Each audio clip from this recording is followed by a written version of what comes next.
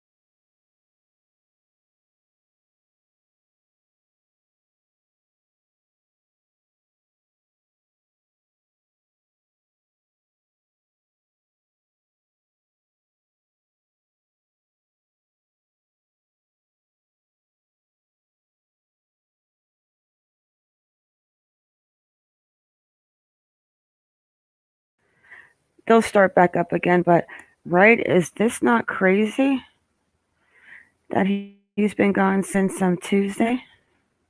Hey, Lizzie B. Savage, Lanky, Angel, Heather, Major, Mama, Andrew. Hey, Kenny Knackers, Georgie, Justy. This is absolutely insane. I think I don't have a good feeling about this. It'll start back up again, but right is.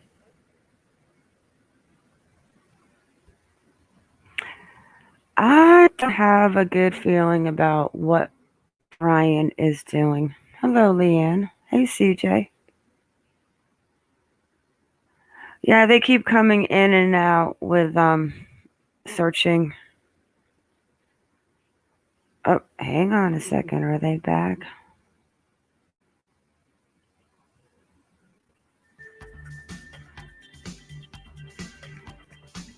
Let me just lower.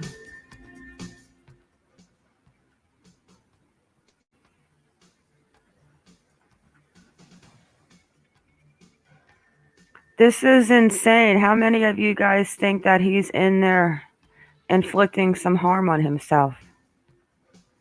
I don't know. This is not good. Let me turn that down a little more.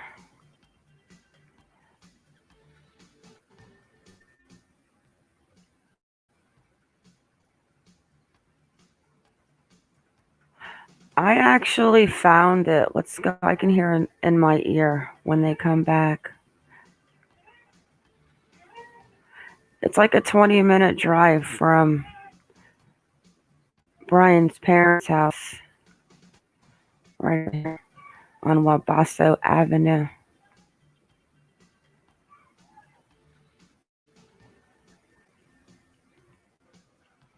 Let's go check it out.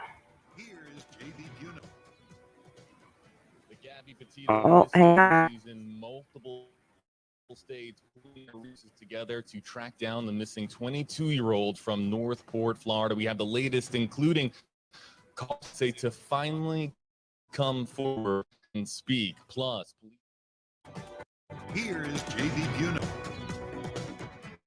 that mystery grows as agencies it's pooling their resources together to track down the missing 22-year-old from Northport, Florida. We have the latest calls for her fiance to finally come forward and speak. Plus, police comment on whether a Utah couple's murder is connected to Gabby's whereabouts. It's all coming up here. We got team coverage folks on WFLA now. Hey there, everybody. JB Buno here with you live once again here this Friday, September 17th. Where is Gabby Petito? It's that's all over every social media platform, every news website in the country. We're all trying to find out where Gabby is, and the family maintaining hope that she is alive. We've got 8 on your side, senior investigator Walt Buteau joining us here, everybody. We're going to be talking about the connection to a Utah double murder and whether or not there is a connection there, according to police there in Utah.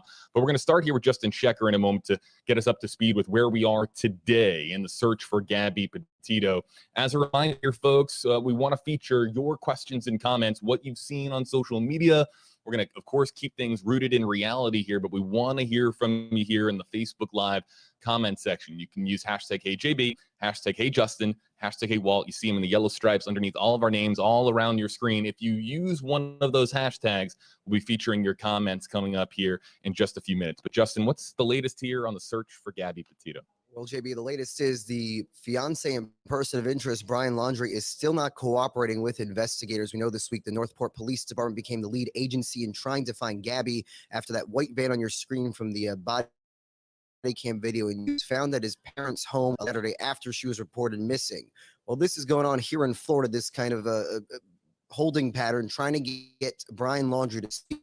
Yesterday, the FBI Denver tweeted, "The FBI is working with our partners in the Teton County Sheriff's Office, Jackson Police Department, the National Park Service, other enforcement agencies across the country investigation." So, JB, we know there are active searches underway right now out west near those national parks in Wyoming, trying to find Gabby Petito. Yeah, and we're again here in the Tampa Bay area, folks. So as soon as we have any update on what's going on with Northport Police, they're the lead investigator. We'll, of course, let you know about. A lot of questions here, ton of questions pertaining to this Utah double murder. The timing out of the ordinary as far as the timing of Gabby Petito's disappearance, also the location here, of course, that we're talking about. So tons of questions swirling here on social media and online. What do we know here about any potential connection? I understand the Utah police has been speaking on this. It's at least we have the time sort of commingled and some of the locations commingled. To give you an idea of that, on the 12th of August, the police report, that's the day the couple was caught on the body cams after an apparent argument. The argument at the Moonflower Co-op, 4.5 miles away from where they were eventually stopped by police. And at the Moonflower Co-op, according to the police report, it was reported that the male had been observed to have assaulted the female. The connection to the double homicide, or the theoretical connection to the double homicide, is that a Kylan Schulte worked at the co-op. We do not know if she worked at the co-op on that particular day, but she did work at the co-op, and her recently, she had recently married Crystal Turner. Their bodies found on the 18th of August, shot to death. They had been reported missing on the 16th of August. We're wondering what happened from the 12th up until the point where Gabby was last heard from on the 25th.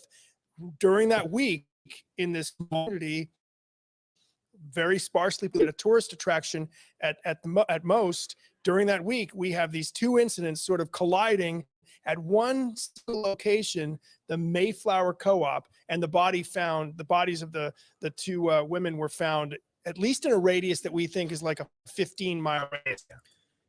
And just to add that, JB, we talked about this week was that police did not press charges against Gabby Petito, but they did for that night on August to a family crisis center, a hotel room, while she was told to stay with the van, JB. So that was the other thing we learned, and I have it given the other day. And out to me the most is when Brian explained to police that, quote, that the time spent together created an emotion and increased the number of. So that is one of the quotes that I pulled from the report the other day. We also know, JB, while he's not talking, his parents aren't talking, he is staked out. His sister did give an interview with another network today. Didn't really say much other than that she has not spoken with her mother and that she believes this is a big miss and hopes Gabby comes home safe. But again, there's so much speculation, JB, as you know, swirling on social media. Why is he remaining silent? He's talked about his constitutional rights to do so, but you have Northport Police, their chief, Gabby's parents, all pleading with him to at least tell them, are we looking at where those searches are underway out by Grand Teton and Yosemite National Parks? And I want to speak to the social media element to this story here for a moment. Home last night, the moment of work this morning, I was being sent text messages, TikTok videos, Reddit, subreddit threads, as far as all that are coming forward to try to help find Gabby. And while there's a lot of interesting information out there, it's social media right now, there's information and theories and unsubstantiated claims. So I want everyone here watching to just be very, while sometimes social media can be used for good and good information can come out of these types of scenarios, sleuthing, if you will, a lot of times you have to take what you see because so much, just blatant misinformation or completely fabricated. I'm talking about images being photoshopped. I'm talking about videos, timeline, all. So folks, let's stay rooted in reality here, and we're going to do our very best. And it's difficult when there's so much unknown, but that's why we have Justin and myself here on stream to try to answer some questions. And we're going to start to take some of your hashtag HeyJB, hashtag HeyWalt, hashtag HeyJustin questions here in the Facebook Live comments. Social media? Absolutely. So did a Zoom interview with Joseph Petito and Tara Petito, her stepmom, who's been like a second mother to her for the past 20 years, powering social media too. So it's posted there these theories. The family is seeing that, and the father went so far as to tell me on Tuesday night they're even looking for posts and this back to the FBI. So keep that in mind. The family, who's at the center of this, they are seeing all these posts and conspiracies out there as well. Just wanted to remind that to our viewers. And we'll say the facts here again. This remains a missing person investigation. At this point, no evidence of an actual crime. And as we take some questions now, and we're going to be featuring your comments here on screen early, and again, use a hashtag if you want your comment featured on screen.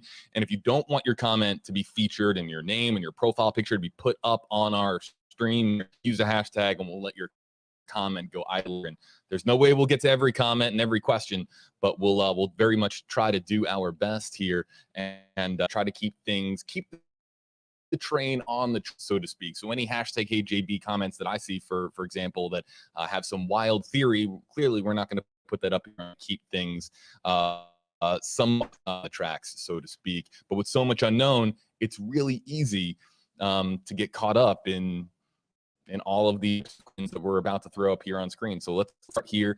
Annette here was one of the first commenters here. Hashtag HJB, please let Gabby know it's okay to come out of hiding in case everything will work out. Walt, you've been in this industry. You've covered many missing person estimation. Is there any Gabby is in hiding somewhere and is just is off the grid, so to speak, deliberately? Always a chance. The grid is really to get off of now, though. It's so easy to get in touch with somebody, I think, no matter where you are. But obviously always a chance. There are cases in Utah where there were cases involving groups where people lived up many years later. So, there obviously is always a chance. But I think, again, focusing on what we're dealing with is still a missing person case and no more than that. But yeah, there's no doubt the double murder to a lot of imaginations, but also it's an interesting time frame. It's a 13-day time frame during which the fight was at the Moonflower, where one of the murder worked. 6 days later, the body's found. 13 days after that, the August 12th date, last time the family heard from Gabby. And the police departments are working together to look at any potential links. But let's put this out there. No matter what, I think it's not have anything at this point. It's just sort of, wait a minute, both of these happened in this extremely rural area around the same time. It's a logical next step to look at it. We may find out in a day they're not connected, but at this point there's no murder weapon found in that double murder. There's no suspect we know of in that double murder, and the sheriff's department in Grand County are working on looking into any possible connection between the two cases. I want to keep going here with the Utah double homicide for a second, and we'll throw their pictures up here on screen. This is from WFLA.com, the WFLA app. Tina KJB saying it's not a coincidence. The traffic stop was outside the murdered couple's job. And again, keeping things rooted in reality here. But again, the proximity between this homicide in Utah to where Gabby was, what was the search for Gabby is definitely interesting and has captured folks' imagination. 4.5 miles between the Moonflower Co-op and the location where police stopped the couple, and then the location where the bodies were found. It's not an exact location, but within a 10 to 15 mile area. But look, coincidences happen. At this point, this is not even circumstantial evidence. Again, it's all speculation until we get some facts. If I could just jump in, guys, I just double cross-referenced the address for the Moonflower Co-op is the original location for the police report. So right.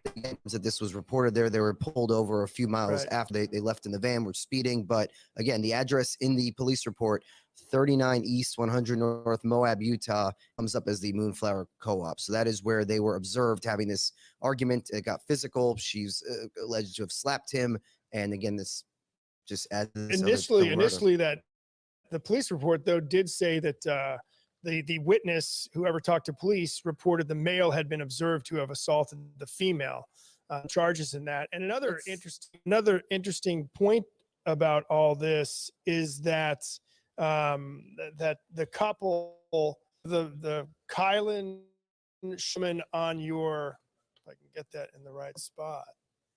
Kylan Schulte. I can't do this, Jamie. They got the same image Kylan loaded up Schulte, there. the Yeah. woman, she was the one who worked at the Moonflower Co-op. We do not know if she's the one who witnessed the fight there, but we do know she worked. We also know that day, that was last time Gabby posted a photo of the two of them kissing at the Delicate Arches at the On the 12th. On the 12th, the same day this police report is the last Instagram post where she's geotagged to that national park, and there's a photo of them kind of zoomed out kissing next to this beautiful Delicate Arch, which is one of their many stops on their road trip. I want to bring up this comment here from Alexa Rivera. Again, use any of the hashtags on your screen, and that way we can feature hashtag HeyJB, hashtag HeyJustin. He has scratches on his face. Rewind to when he's walking around the van. And yeah, we've really dissected the video marks on Brian Laundrie's face. You can see it right there. Top left-hand portion of your screen there. We're going to play another portion now. We were playing a lot of portions of this video yesterday. We're going to play another montage, some of the moments during this this exchange that occurred with Utah police, the incident that they responded to, the domestic call here, folks, in 30 seconds on WFLA now. What's your guys' names? Gabby. I'm Brian. Gabby, Brian, okay. What's on? I'm sorry. We've just been fighting this morning. Some personal issues. You want to tell me what's going on? Yeah, I don't know. It's just some days I have really bad OCD. I didn't get overtly physical. I was just trying to keep her away, and it wasn't like she jumped on me. She was already. I don't want to. She was already swinging, and I was. Yeah, a lot of angles, a lot of nails, a lot of rings. Why wouldn't you let you in the car? Because Yeah, of your he OCD? told me I needed to calm down. I'm not gonna pursue anything. It's my fiance. I love her. It's just a squabble. I'm sorry that it's so public. When you slapped him those times, were you attempting physical pain or physical what you were attempting to do to him? What were you attempting to do? There is a little montage there between Utah police, Brian Laundrie, and of course, Gabby Petito. We'll get to some more comments start to trickle in, but Walt, any observations here based on, again, the video that we've been watching now really for the last 36 hours? I think we notice is how distraught she is, and that they eventually determined with breakdown, not a domestic assault. And the reason Brian said he went to hit her was because she feared he was going to her there in Moab. That's what the report says. And as I mentioned before, it's significant that they were separated for that night. She stayed with the van we know is registered to her, and he was out for that night. And again, timeline, JB, we know this is August 12th. It's 13 days later, or 9 days first. That is when her father told me he spoke with her. You see him on the screen, Joe Petito. He says he spoke with her. She was in Salt Lake City. And the reason he says he knows that is because he ordered her food to get a food delivery. 4 days later, mom says she spoke with her the last time near Grand Teton in Wyoming. So the question is exactly what happened incident on the 12th, and it's 13 days later she last speaks with her mom. By September 1st, police say Brian Laundrie is back here in Florida with that van, and she's going to be found. Let's get to some comments that are coming in here. Everybody, again, use any of the comments here on your screen. But really quick, as a reminder, we have a lot for you on WFLA.com, the WFLA app, a timeline of the search, Utah police commenting on the double homicide and the proximity to Gabby Petito's disappearance. You can click on the link in the comment here, joining us on social media, joining us on Facebook Live. You can click on the link. It'll take you over to WFLA.com. You can also download the WFLA app for the latest live push notification on everything pertaining to the search for Gabby Petito. And again, Brian Laundrie now remaining and continuing to remain silent. There's so much frustration here. Bonita here, hashtag JB. Did the fiance get interviewed? In all capital letters. Did he require a lawyer to not Justin and Walt kind of explain where we are with the attorney and the statements that are being put out? But let me belong here to you because early this morning we got word here. Now we're here at WFLA here in the Tampa Bay area on the Gulf Coast side of Florida. We got word of a protest. Now, a protest that was starting to come together, being planned and formulated online, a protest that originally was to occur later on today outside of Brian Laundrie's house. People who are so frustrated with what's been going on here in the county, people that were going to go outside of Brian Laundrie's home with signs and demand that he come out and speak to police or speak at all, just period, just something to just kind of music, so to speak. We've gotten word in the last hour and a half that the police there have told no sidewalks, and you can't really protest street. That, of course, against the law there. So the protest at this time is not happening, though that could change here. We don't know what's going to happen. Efforts that there was at some point earlier on today, enough people that were upset about this to at least say, hey, can we do something? We do something. It was a call to action. I find the protest to be odd at best, because what do we know about how long Gabby was a part of that community? From what we're hearing, she didn't go to high school there. So the protest to me is just, I don't know. It's a little odd. And I think it's a small town that is under the microscope right now. Context, the Laundries live about a mile away from the police department, so it's not too far from where PD is. I think it's story that's captivated so many people that they're trying to take over. Did you go out and protest? I'm there as a reporter in that capacity, but but there were people yesterday with signs driving by the house. Brian, please speak. I guess the impact would be negligible at best. And there's speculation that the parents, he has not been seen there this week, so the staying there. Police say they know where he is. The police chief said he knows exactly where he is. But and there's question now whether the parents are still there. JB, I'll read. This is the statement I've received from Lino. In New York, he is the counsel retained by the Laundrie family. This is the statement that he put out after police named person of interest. It says, quote, many people are wondering why Mr. Laundrie would not make a statement or speak with law enforcement in the face of Miss Petito's absence. In my experience, partners are often the first person law enforcement focuses their attention on in cases like this, and the warning that, quote, any statement made will be used against you is true, and anything to do with Miss Petito's disappearance. As such, on the advice of counsel, Mr. Laundrie is not speaking on this matter. I've been informed that the Northport Police Department of Florida have named Brian Laundrie's interest in this matter. This has not really changed the circumstances of Mr. Laundrie being the focused attention of law enforcement, and Mr. Laundrie will continue to remain silent of counsel. Again, that is the statement from Stephen Bertolino. And it's also important, GB, to note, Mr. Laundrie was back here in Florida on September 1st. By the time police came knocking on his family on September 11th, they already had his attorney ready to go. And let's talk about that. And referred Northport Police to Mr. Bertolino up in New York. It's a long drive. In Teton National Park, 36 hours. It's a multi-day trip back from that area of the country to Florida. So if you contacted your family, you needed legal representation, you have a lot of time on the road to make the necessary phone calls to do that. So the timeline with the attorney getting thrown into the picture here relatively early does add up, because again, you have to make the drive. Brian has to be in the van, getting the van back to Northport, Florida. Again, the van right now is in with police, and of course, FBI is looking at it as well. Examined. Let me make one thing clear again, one more time. I don't want this because I want to make sure that this is pretty clear to our audience.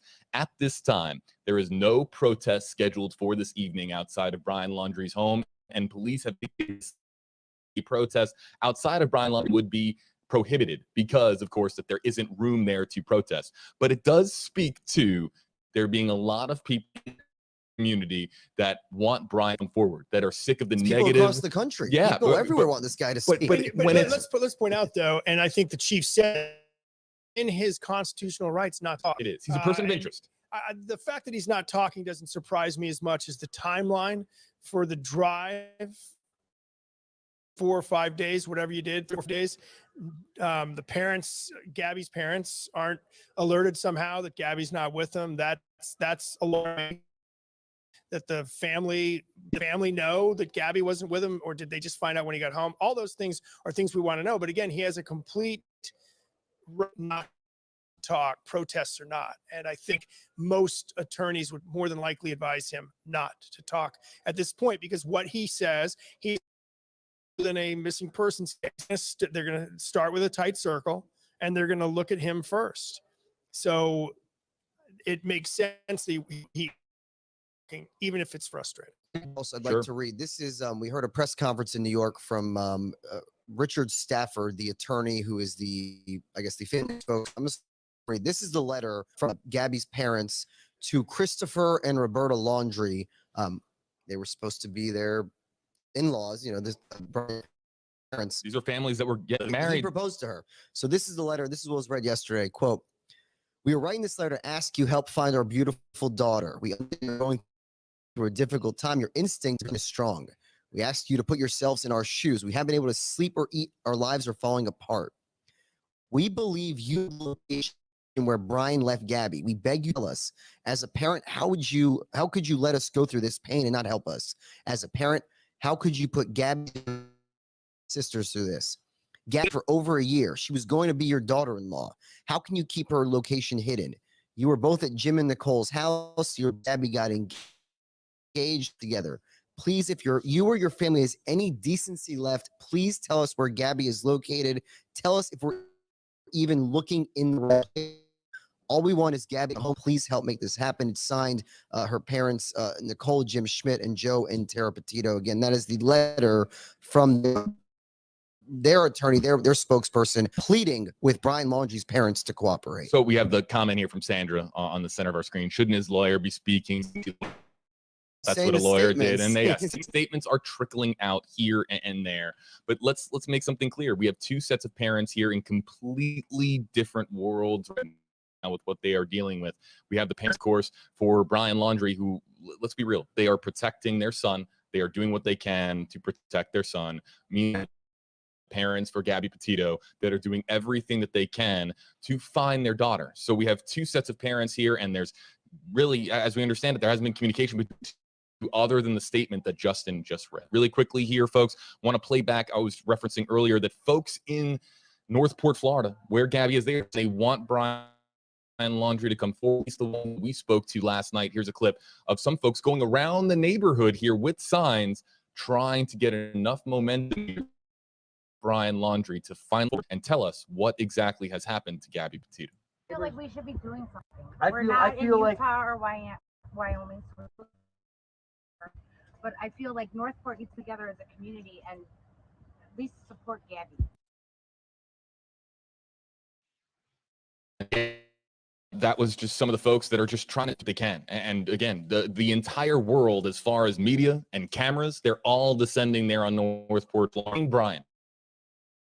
And for a second, Brian hasn't been seen, despite, of course, media being camped outside of the house here. And but said, we know exactly where Brian is. I referenced earlier, his sister is the first member of the family to break her silence in an interview with ABC News.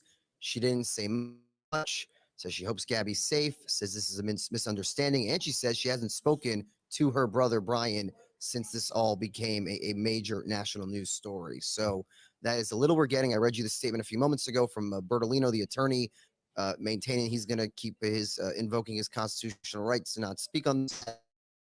And the speculation, JB, every day passes is only going to grow. What happened? What does he know? Why is he not cooperating? I want to get to this comment because this is a comment. The reason that WFLA Now is so great is because we can, if there's a question out there that you at home have, we can take those questions and, of course, address them. And the one that I get, especially now into the latter end of this week here, the end of this work week here, we're approaching the weekend here, is this one. And it comes in from several comments. Christine Marie, JB, have they pinged her phone? Carissa here, hashtag HeyJB, where is her cell phone? Moments ago, hashtag, they've been able to ping her phone for its location or checked her social media for any clues and messages, etc. And Justin, we've had some clues come forward here, but as to pinging her phone, let's just address the pinging her phone before we get into the social media trail. First of all, it has to be on. It has to be on. Real quick point, though, the chief, he said the social media, various social media companies are cooperating with them with that. those clues, I think they will find, and the clues, the electronic clues will be there. I think, though, these questions, to your point, JB, makes this story such a 2021 story. Social media, YouTube, that we're able to track this girl because she was documenting. And then the fact at the end of it is caught on body cameras. Again, a very modern story that 10 years ago, 5 years ago, we don't have the 5 years ago, 6, 7 years ago, we don't have the social media, the blogging, the vlogging, whatever. None of that. All of that has allowed us to follow this trail of how the trip began, how it ended, and then again, how in this that we have potentially in this case that wouldn't have been there even 5 years ago because of social media and legality of it too, because we just got in a question here a moment ago, and it's from Becca, and we're gonna stay on the story here for if there's just an overwhelming amount of comments here on all of our social media platforms. We're live on a lot of different places on Facebook, YouTube, and Twitter. Point here, very 2020 story being covered in a 2021 sort of way here by us. But let's get to some of the comments that are coming in pertaining to a different election. Becca here, #HB, ping his phone to track where he stopped on his drive back. Again, his phone referring, of course, to Brian Laundrie. And station should be able to have surveillance show his behaviors. So the second point here first, they've checked, they are routinely now, they are combing through all of the surveillance videos, as traffic cameras, that's all on the table here. But pinging his phone, the legality of that, I don't speak to it because pinging and finding out where they were and tracking down exactly where they were. I can tell you exactly where some members of my family are with Find My Friends. You can't ping someone's station, can you? I believe you can. Well, how though? They would have to have used the phone in a particular area. If you have GPS tracking on your phone, if you track on your phone, I would imagine that it's an archive, of course, of your GPS location. And the feds have done that. They did that with the insurrection. They were able to do after so and so was here. No doubt they can do that. And there's probably no doubt they may be able to. They're doing it now. One other point that I heard a reporter in Utah was that these national parks now have surveillance videos, surveillance cameras, and technology that on license plates coming in and out. So there's a lot of electronic information to go over here. And I'll just add to all this from my experience covering these type of cases. It's much more than they're telling us. They're working to build some case, and then this question where they have the phone or not, and they're not going to reveal it. For example, with Northport Police, I said, Mr. Laundrie got back here to Florida. He told me yes, but we're not sharing it at this time. Wednesday, he's a person of interest. They then revealed in September 1st. So no more than they're going to reveal. They're going to keep their cards close to their vest. They try to build a case. But again, at this point, still missing person. They have not announced any potential charges against him or anyone else. So it is just, but it is, again, like you said, a fascinating 2021 case where social media is. And going back even farther, 100 years police work. There's a reason police don't tell us everything. There's a reason police don't tell the public everything, because let's say it unravels into something worse than it is. They don't want any suspect to be able to say, well, I heard that on the news. No, you didn't. We didn't tell the news. So they want it like that so that somebody in a lie, a fib, or a half truth. And I respect that. And I think reporters respect that. And we want information. We want it now. 2021. We want it now. We should be able to get it now, but it's not going to happen now. And we know, look, tips are pouring in. Facebook message with a woman. She's interviewed by a station in Salt Lake yesterday. She notified investigators on September 12th, the minute she saw this out there, and she claims to have seen the white van with her husband in Grand Teton on the 25th, that same day of the last call. So there are people who might have been out in the national parks in that time seeing this story. And this is a woman just happens in our general area here in the west coast of Florida. And she was in the park there, called police last weekend to say, hey, the more this gets out there, can help put this together. But you mentioned, JB, they're going to review cameras at the national parks. Sure. Not just that. try to track any, license path back. plates. Yeah. Here also commenting too, and we had a press conference yesterday. There must be a money trail. He has to gas up. So unless you have cash, but again, it would be a very, very non-2021 element to this story. There's no cash. Who carries cash anymore? Right. I haven't carried cash in a long time. I think I have some, but like as far as cash is my primary form of payment, it just doesn't happen. I covered an unsolved murder where up north where it was solved, but where they had surveillance of the guy from almost beginning to end in a grocery store. Then somebody's ring alarm catches them on route whatever. I mean, are they taking time here? They're going to be able to follow that van all the way back to Florida with little doubt. Answers. It's just a matter. Peggy Stoner, hashtag Hey Walt, has boyfriend been told that he cannot leave Florida? We talked about this yesterday. When you're just a person of interest, you free American. But the chief, who we saw right there, said with great certainty, at least 3 times during his news conference, I believe is for police to watch him, even though he is only a person of interest. They 100% can watch him, and if the FBI department is involved, they 100% they're watching him. JB, we got a new email in from Northport Police. You let me read this. This just came through to our inbox. This is Taylor, the Northport Police spokesperson. Good afternoon, everyone. I know you're looking for the latest. There is simply not much to report publicly at this time. We are working around the clock to solve this mystery with evidence solidified. Really do coverage. There is no press conference set for today. I can however be made available. Authorities across the country, including the FBI, continue to follow every lead.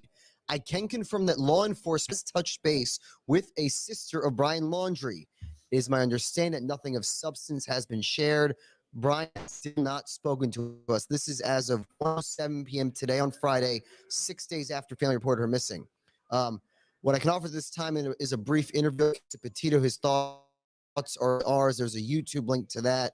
Again, 1-800-CALL-FBI. That remains the tip line. Anyone with information would call FBI. He adds, it is my understanding that some community members are organizing a vigil, perhaps in front of City Hall this evening, JB. Okay. So that is new. Instead of the neighborhood City Hall. Be respectful to Laundrie's neighbors. Is taking a lot on them to say how their yards don't block the streets. So again, this is from Josh Taylor, City of Northport police spokesperson, communications manager. Our latest update. Thing jumps out to me is they say they've touched base with the sister and that nothing of substance have been shared. Oh, we got something, folks. We have a live press that spontaneously come our way. Let's listen in. Yeah, there was a Facebook group that was going around, looked like, talking about a potential protest. I think we reached out to some folks, and hopefully some heads have prevailed there. On more of a positive scale, it appears that there'll be potential for a vigil here out in front of us all. We're not organized. I just heard that potential from the community. You're not organizing, but the city tried to. This is Josh Taylor, police. That's just, we're a civilized community here. I don't know that we're going to go with pitchfork down the street here. And then Teton County Sheriff out west, Sheriff's Department, Sheriff's Office, I should say, now doing physical searches. Can you tell us about any ground searches? Right. So certainly the Northport Police Department is not, going there to do a ground search. That just doesn't make any sense. So working with folks, I can't necessarily even confirm what those authorities there are. We're working closely with the guy out of Tampa, and they're collaboratively working with the FBI out of the Denver area. So that may or may not be happening. In the last 24 hours since the chief spoke to us yesterday, and aside from Brian's, what progress can you tell us? Well, I think every minute we have received an enormous amount of tips, and it could be everything on this location and at this gas station. And once that is solidified. I think that's just one more piece in our timeline. So certainly progress made throughout the last 24 hours. And, I don't know that we're to the point that it's solved by any means. The goal right now is to bring Gabby home, and that's what we're going to continue to promote. We're going to promote the 1-800 CLI and just continue to get that out there. I know you had an interview or a conversation with Petito. Is there anything that you can share with us or share with the public that can help give us some sense of, the dynamics involved? Well, just speaking with him was speaking to a father who we can all relate to, child. It tears you apart. They're being tortured right now by somebody having information relaying. It's just terrible. And speaking with him, a sense of what through looking for answers. Josh, using technology, I don't know if you've answered this question yet or not. First day here, have you been able to find cell phone, track Abby's cell phone to us last time? We do not have Abby's cell phone, to my understanding.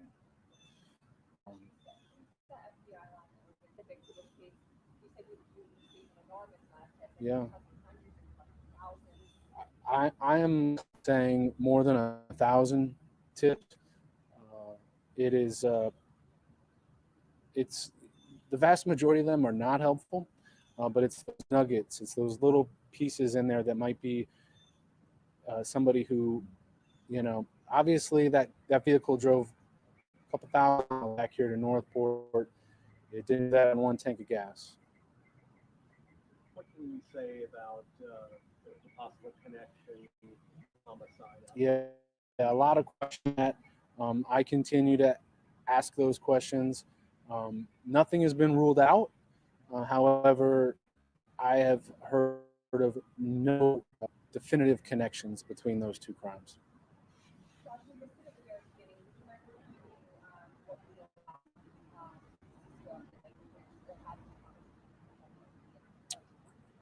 Yeah.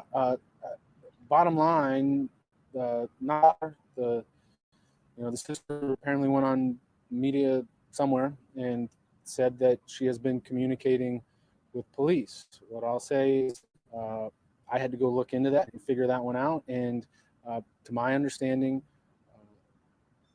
she has spoken with, but there was nothing of aha. This was okay, nothing of substance. She spoke with law enforcement. Do we know if that sister even close with Gabby and Brian in their lives at all? Sure. According to her, her kids know her and this and that. I can't speak for her. Yeah, sorry. Okay. Thank you, guys. It's Josh Taylor, JOSH-TAYLR, the Public Information Officer for the Northport Police Department. JB Buno, Justin Checker here with Yolanda, everybody. And that was Josh Taylor with Northport Police, who's been the spokesperson here. You've been seeing his face quite a bit here in the Tampa Bay area country with how much attention is being paid to this story. The big piece of information that we just found out, and for everybody asking about the phone, we now have it confirmed from Northport Police. They do not have Gabby's phone. Gabby's phone is missing. Gabby's phone is a key piece of evidence. Gabby's phone could unlock everything that we are trying to find out about Gabby Petito's last known location. So we're trying here as far as asking the right questions, of course, members of the media there and asking the right questions here. But that, Justin, is such a key component to this story. Again, Walt was talking earlier about 2021. Your phone is everything. You can use it to pay for things. You can use it to tell people where you are, communicate with people, mapping where everything is in your cellular device. And law enforcement not having that at this time is a big hindrance here in this investigation. The question is, where's Gabby? Is it still with her, or are they separate? We don't know. And part of the reason this story, JB, is getting such attention is this young woman left a massive digital footprint from this trip. We've talked about her active Instagram page. And if you've noticed, JB, since this is all broke and since she's been missing, she's over 300,000 followers on Instagram. So again, we don't know if the phone is still with her. When I talked to her dad the other day, he's hoping maybe she's still just off the grid. Phone's dead, still with her. The hope that she will resurface at some point. But again, the big news they confirmed today, they do not yet have her phone. He also interviewed the sister Brian Laundrie did with another network. He did allude that she has spoken to law enforcement, but it wasn't a fruitful conversation, so nothing really came out of that to them any closer to bringing Gabby home. It was also asked how many tips they've received. They say an enormous amount. Many of them are not helpful, but obviously there's a lot of dedicated detectives here locally in Northport. FBI are going to go through, try to see those tips are helpful in putting this puzzle together to find out where she is. I want to throw up this comment here that just came in from Tom Columbine. A lot of hashtag Justin comments in the queue. Walt Buteau, by the way, folks, he's getting ready for our team coverage tonight on WFLA News Channel 8, our evening newscast. And as a reminder, FLA.com, the latest on all the reporting that we have for you, a lot of different articles and resources on to not just the search for Gabby Petito, the double homicide, commenting on that, the timeline of Gabby's disappearance. It's all for you there on WFLA.com and the WFLA app. We're also live on pages for our sister stations that are out there. You can also go to their respective websites for all the very latest Gabby Petito here. But back to Tom Columbati. Hashtag HJB, Josh, referring to Josh, the spokesperson with the police department. Josh didn't know much. And you know what, though? First and foremost, we appreciate any kind of updates, doing his due diligence here in the police department and just standing outside and just trying to answer questions, because there's so many of you out there clamoring for updates and clamoring for information. So he didn't have that. Northport Police didn't have to do that. They did. And we did get a new nugget of information here that they specifically do not have Gabby Petito's phone. And if it was that van, you better believe they would have had it by now. So the phone is not in the van. The phone is not in the custody of police or law enforcement. So here we are. So Josh didn't know a lot, to Tom's point well, we here. said before that they're not going to tell us everything. That's true. And we can't hammer that point. But they know more than they're sharing. But I bring this up, though, because can you imagine how frustrating it is for investigators to not be able to ask Brian the fundamental question here? When did you last see her? When did you last see her? Can you, everyone, just take a moment here? We have said, put yourself in the family shoes, put yourself in the family shoes. Just take a second and put yourself in the shoes of investigators on this case, whether you're the FBI or Northport Police or otherwise. You have the centerpiece of this investigation, which is Brian Laundrie, as far as just asking that fundamental question. Last see Gabby, where you were with her last, where do you think that she might be? These questions, just Gabby's location. You can't ask these questions. That's going to be absolutely maddening for investigators, especially considering the fact that we just learned, which is they don't have her phone. So they don't have her phone, and they don't have a number one person that they only person who has been named a person of interest at this point is this fiance boyfriend who embarked on a cross-country road trip. When they left July 2nd is when they left Island. They stopped in Colorado, Utah, I believe Wyoming is the last place where they were. There is a 8-minute YouTube produced together for this nomadic static website she was trying to build. We know both of them had shared frequent posts on social media. Like this would appear to be this loving young couple relationship, high school friends in New York. They rekindled. He proposed to her dream trip. And then he's back here in Florida and she is nowhere to be found, and he is not cooperating, JB. And the speculation is only going to day as that family becomes more desperate for answers. I'm seeing that, if I just jump on that question, because we've talked about this a lot, JB, is again, Even the police chief. You're talking about Lisa's question here, and read it here. Some people WFLA now, and they're listening in their cars or on long road trips. Interesting story to be following on a long road trip. But this comment and read all the comments for those of you who are just listening wherever you might be listening from. Lisa Warden, #AJB.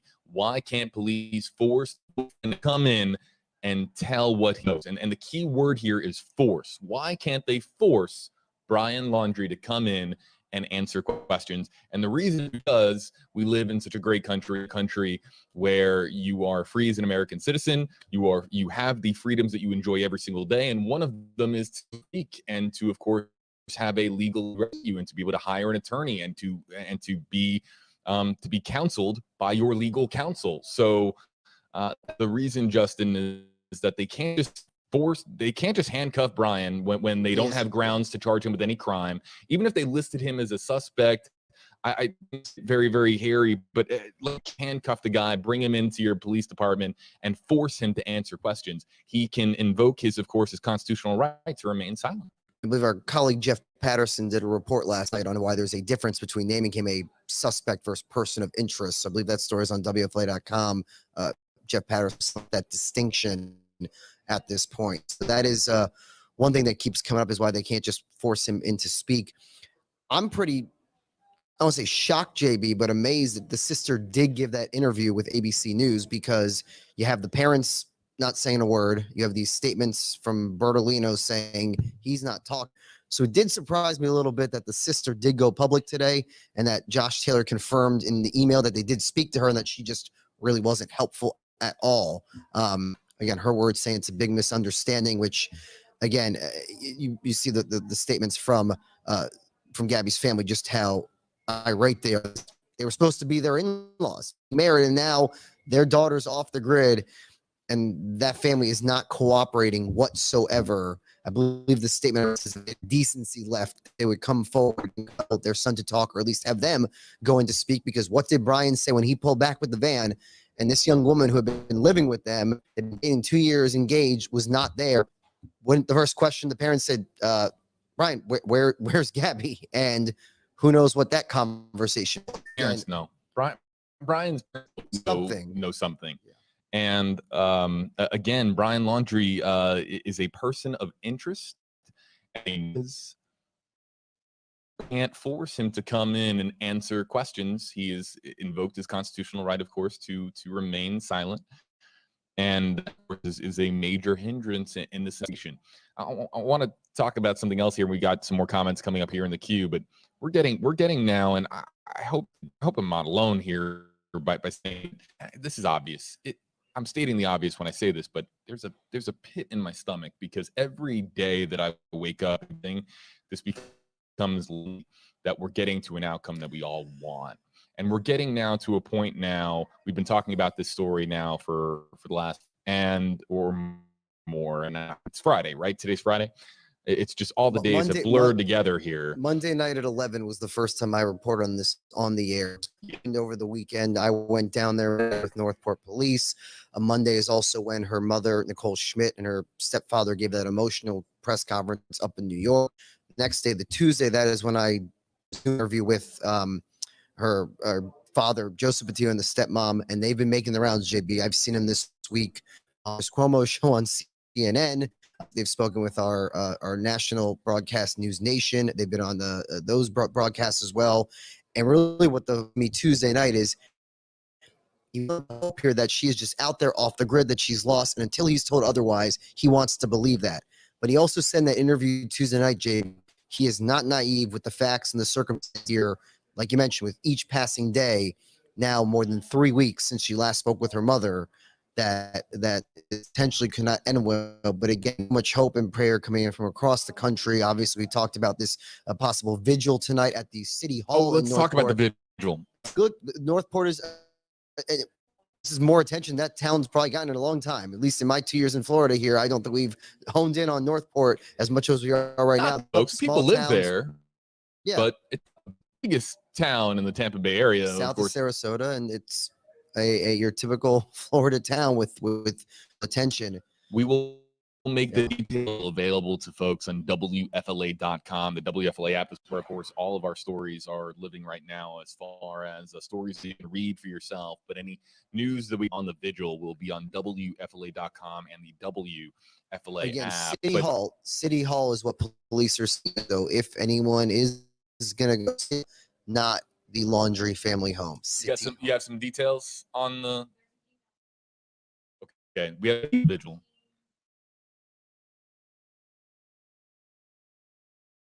I think that's the email. That's from Taylor, Debbie.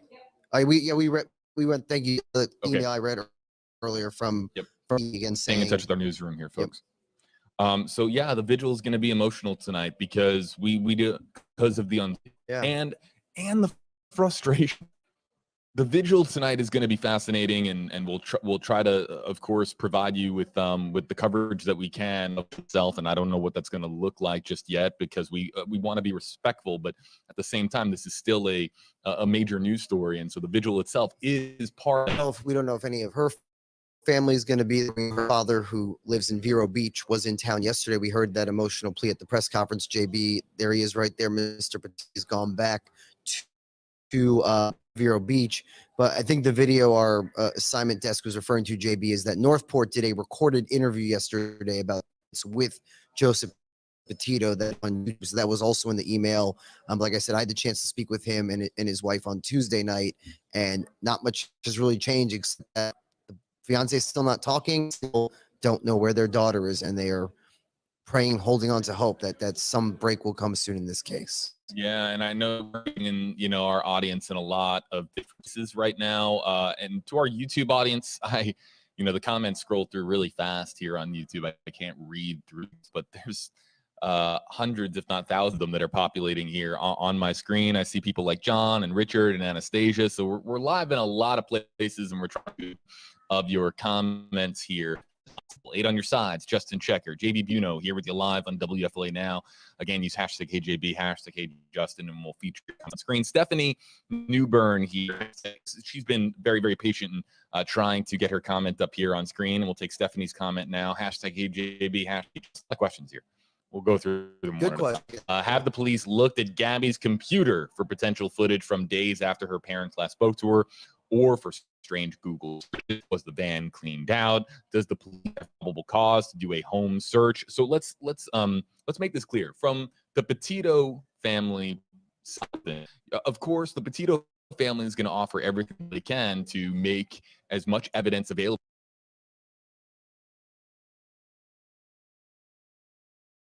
Looked at Gabby's computer for potential. One sec, guys. Let me go over to Twitter real quick. This is absolutely insane.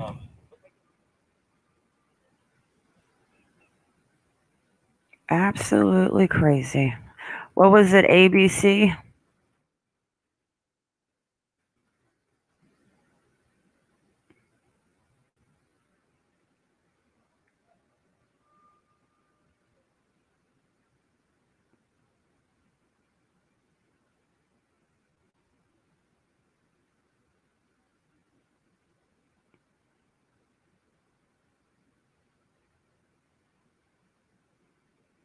There's Miranda Baker on TikTok. What was the channel? ABC, which 19 or so many of them? Let me see if they're putting it on Gabby's page. One sec.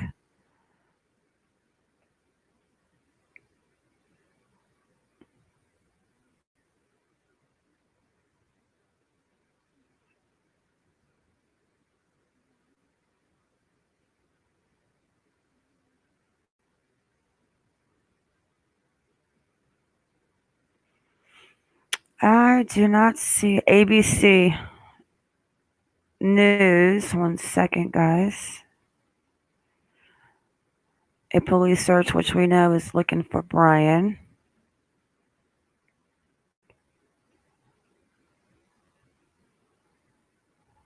This one, the blue icon, ABC News. You shouldn't be driving and crying.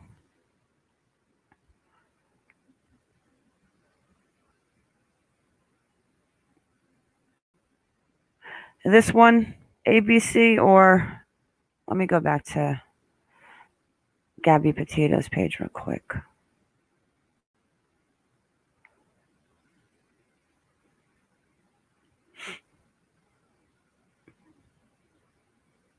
Here's some interesting little things, but one sec, I want to see if I can find.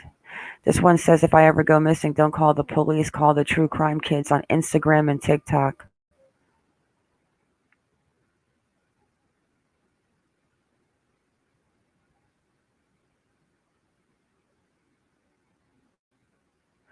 I do not see anything about her phone, except for here on ABC. It's just a search for Brian.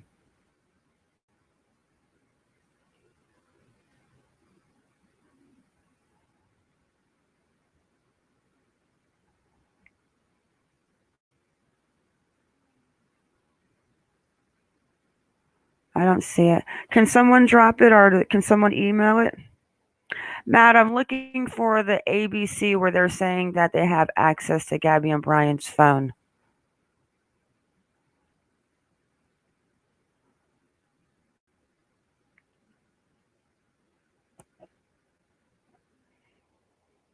The lawyer should have got him to say where he left her. Let's see if...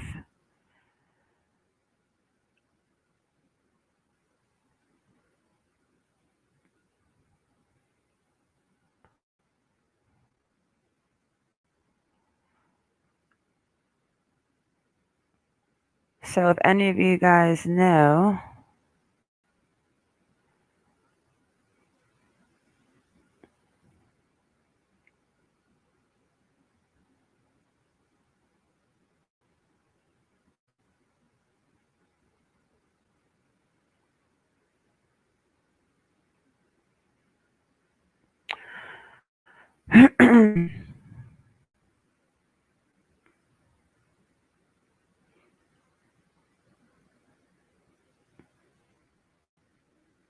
"50 officers." This was 5 minutes ago.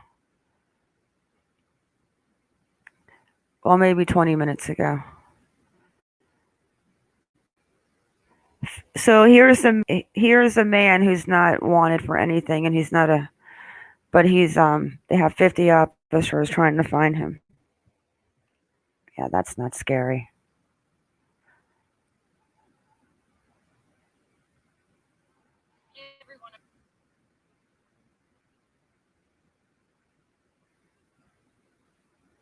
Hey everyone, I'm Christine McClarty with WFLA News. We've been on the scene of this case since about 2 o'clock this morning. Actually, I take that back. Myself and the photographer I'm with have been here, but we've had 24/7 reporter coverage from WFLA for the last couple of days on this event. And just within the last hour or so, we had a new development. Right now, we're at Myakkahatchee Creek Environmental Park, where there is an extremely large police presence. You can see just over my shoulder here, there's a civilian volunteer service aide. But then if you come over here to the other side, you're going to see a lot of our fellow media folks out here. But over here in the parking lot is what I want to show you, just the vast amount of resources that are out here. There's police, sheriffs, FWC, you name it, a large law enforcement presence right now. Now, this is because police say they have reason to believe that Brian Laundrie may be here. They think that he may have been hiking here. The North Port Police Department, FBI, and other agency partners are actively searching the vast Carlton Reserve. Now, to put that into perspective, this area is more than 25,000 acres. So that kind of goes to explain why there is such a presence here. There's so much ground to cover. But this area near the Myakkahatchee Creek Environmental Park is where most law enforcement is. Within the last hour, we've seen multiple ATVs coming through here with people that are in the search gear, ready to head into the woods here, but also canine units that they said they have dogs, and that's why they're asking us to stay out of the forest area. They don't want the dogs to throw off the scent or anything of that nature. Now, like I told you, we've been out here at Northport since about 2 o'clock this morning when we relieved our fellow reporters and fellow WFLA photographer. And this morning we were outside the Laundrie home. Now, that's because last night there was multiple people there calling for justice. Now, I want to show you again this area here. We can maybe do a little walk over here and show you some of the ATVs and FWC and the different things that are here while I tell you about what we did this morning. again, take a look while I give you some more information here. So, dozens of people gathered outside the Laundrie family home in Northport just last night demanding multiple answers. Northport police say Brian's family attorney contacted them Friday night wanting to speak to them for the first time. They say the family is concerned because he hasn't been seen since Tuesday. They say he was last seen wearing a hiking bag with a waist strap. But those who were here aren't worried. Those who were at the house last night, they weren't so worried about him as much as they were Gabby. One protester that we spoke with says even though she didn't know Gabby personally, she has 2 sons. She can't imagine what Gabby's mother and father and family is going through right now. Again, right now, we are out here at Myakkahatchee Environmental Park, where there is a large police presence looking for Brian Laundrie. Now, it's important to note that while Brian is a person of interest in Gabby's disappearance, police say that he is not being wanted for a crime at this time. Right now, they are just searching for him actively as a missing person, another missing person, as they are actively searching for Gabby as well. We did ask Northport Police last night, we asked the PIO, if you do find him, what's going to happen? What are the next steps? And he said that basically they'll return him back to his parents' home because they're the ones that reported him missing. So they'll send him back to his parents' home, but they can't. When it comes to a civilian, the police can't actively stalk a civilian that hasn't done anything criminal, that hasn't done anything wrong. So this is purely at this point a missing persons investigation, and they are looking to find Brian Laundrie. Now, again, we are on scene at Myakkahatchee Creek Environmental Park, where there is an extremely large police presence. Police say they have reason to believe that Brian Laundrie may be hiking here, or may be in this area. The Northport Police Department, FBI, and other agency partners actively.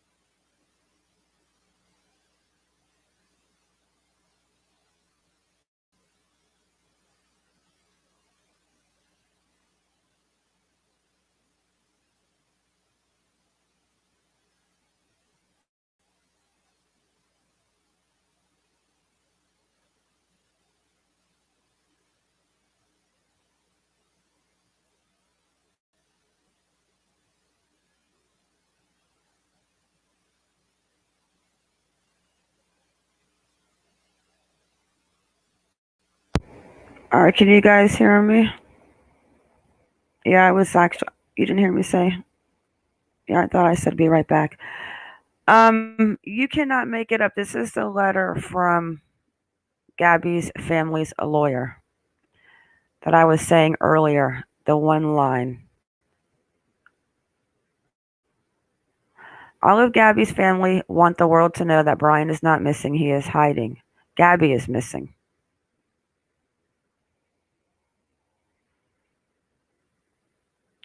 Did I stop sharing my screen? 1 second, guys.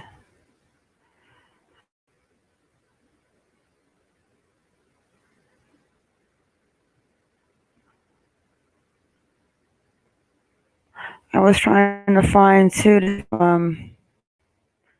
the back on, but I don't see them on live right now.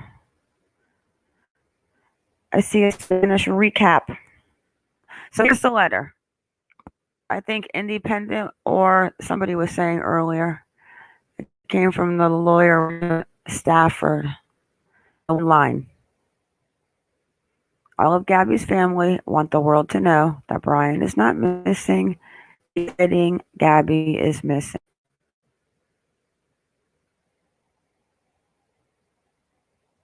See that?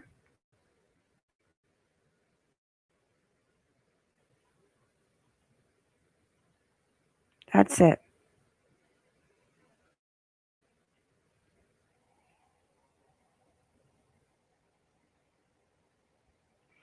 Yeah, it was something. Let's go back and see if we can find that on Twitter.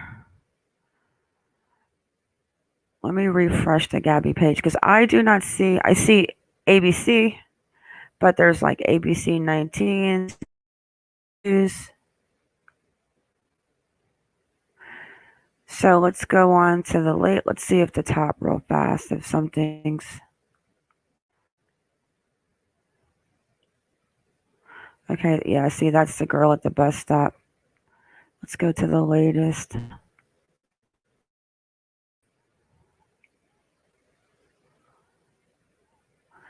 Oh, that's going to be sad. Now they're showing baby pictures. Not baby. What is that? Her little sister?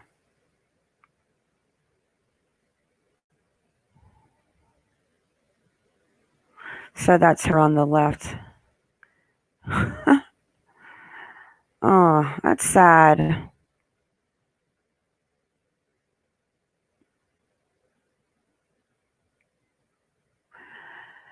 How many of you guys honestly think that Brian is going to get back to the police department or his parents' home alive? I don't know why. My gut tells me that he may be a narcissist and all of that, but my gut tells me that he's a coward too.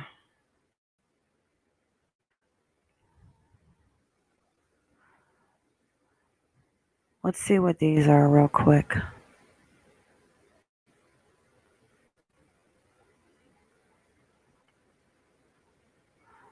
If I ever go missing, I don't know what this is. Something about, notice how these last two Instagram posts were all shot from a low angle. Shooting up, looks like camera was on the ground and just propped up. Where are the other photos? The camera angle was higher. Somebody was noticeably holding the camera. Interesting. Tay Lola, his necklace. Take note of it. In his photos taken after Gabby's disappearance. Where's your necklace? That's interesting. And then this picture is also straight out of her camera roll. No editing, no filters, nothing. All of her posts have at least a color filter to match. Weird thing I noticed. Okay, same one. That's interesting. We're going to have to go look and see about the necklace they're talking about. But I'm still looking for the ABC, guys. Try not to get sidetracked. And I do have a couple of videos I want to show you. The couple that saw the van. Gabby's dad, Joseph Petito. 13 hours. He put. I do not see anything about the phone on AC. So if somebody emailed it to me. Hey, Brandon H.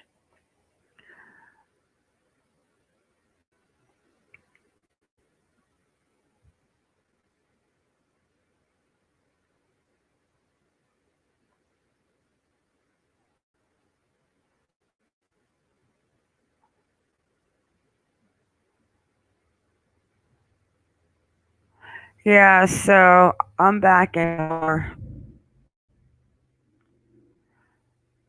the letter from Gabby's lawyer.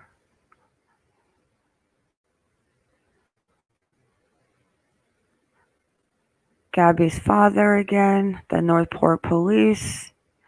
searching. Look at all those people. This is what it takes to find somebody who's like not a suspect or hasn't done anything wrong. I mean, did we even see this out when the California boys went missing? Like, I'm just wondering. When Orrin and Orson, Sierra and Classic West went missing, did I see this out there? I don't think so.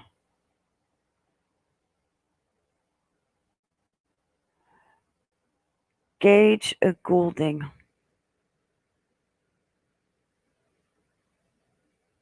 I mean, you can't get that. Oh, someone said, hello, Black Sheep. Michael Newman, Tawny C. Hey, girl. Look at those people. I wonder why they don't have a helicopter flying over. Jay Cash, hello. I think we should call the news station and tell them to put a helicopter in the air because we want a bird's eye view. What is that? I haven't seen this.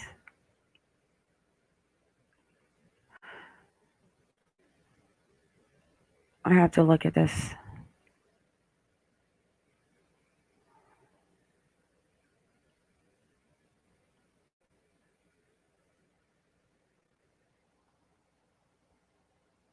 NBC2. Okay, thank you, Matt. I don't know my husband. He looks good there, huh?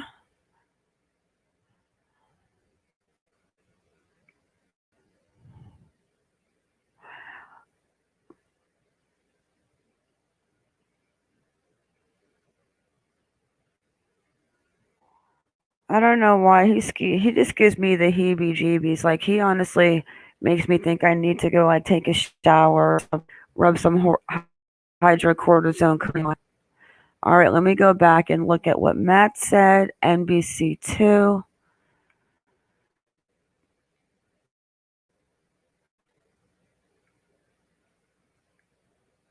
Hang on, Matt. Let me just finish looking real quick. I just want to go back until like the second hour because I've seen everything prior to that.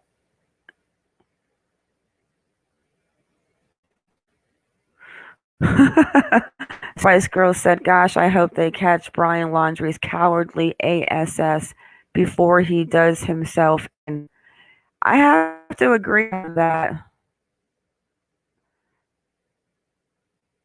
All right, so that, little weirdo. Authorities failed to keep track of Brian Laundrie's location. Now he's on the run. Don't let this man.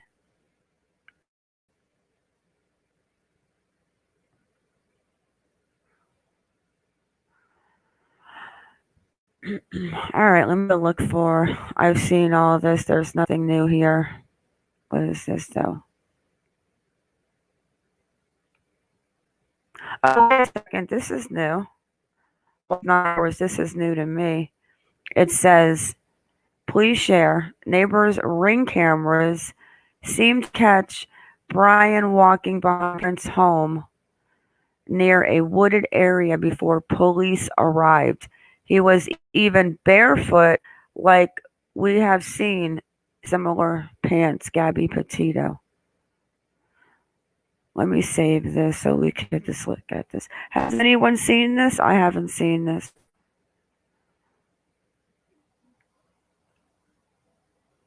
Yeah, I'm going to look in a second, Matt. I want to see this other.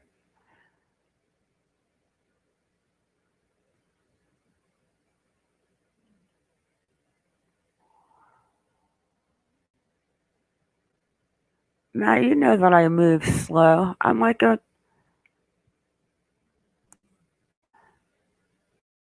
I go in reverse. I just want to see in this picture of supposedly walking a ring cam. Coyote says, yes, I have the video saved on my Twitter. I'll send it to you.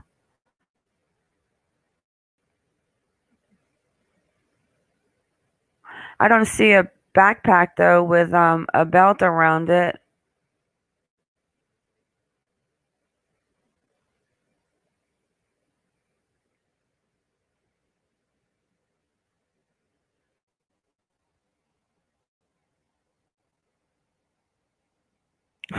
Independence, like check all the records. You've seen this, April? Yeah, I haven't. I missed this last night.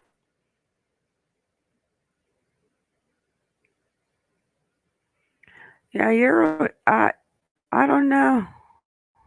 Okay, so let's go to Twitter, and we are going to, what was it again, Matt? ABC2, NBC2. Where am I going? ABC7, Southwest Florida. Okay.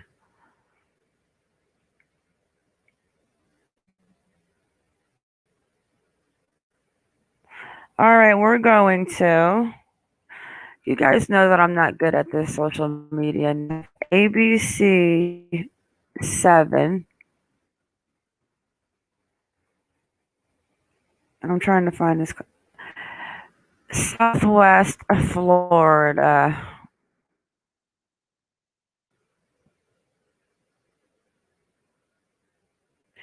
Okay, here we go. Thank you, hubby. I love you so much.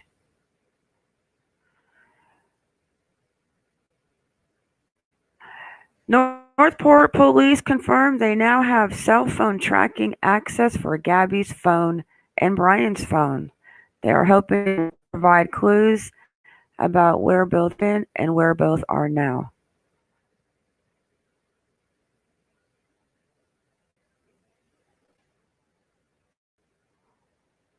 Why is it taking so long? About time.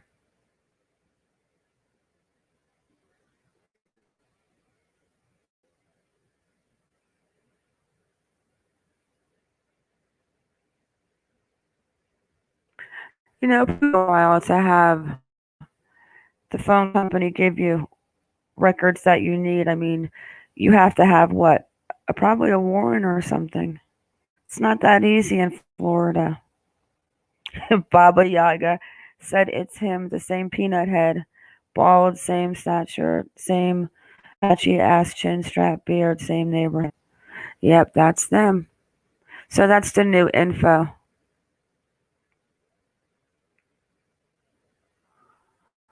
Let me real quick on Facebook, see if anything's changed.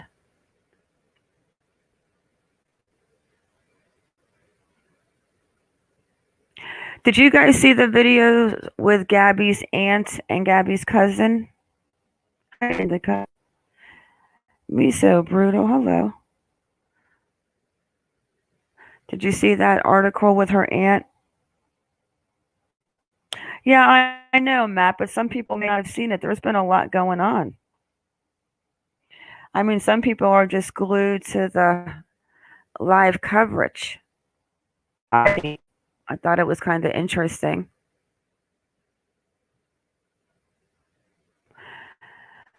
Matt, you know who Matt would get on with really well is Gray Hughes.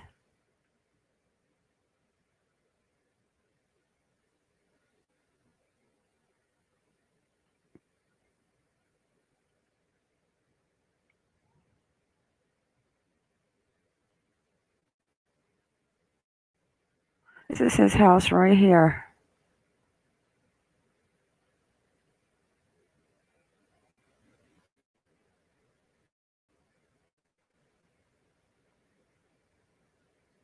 I mean, it's not like the world knows where he lives, right?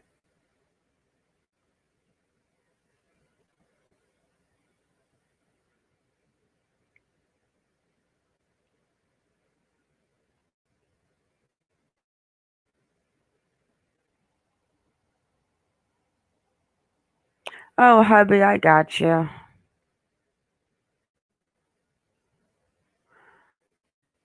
So there's the house. What year is this? 2011. That's as far as it goes. We know it looks right.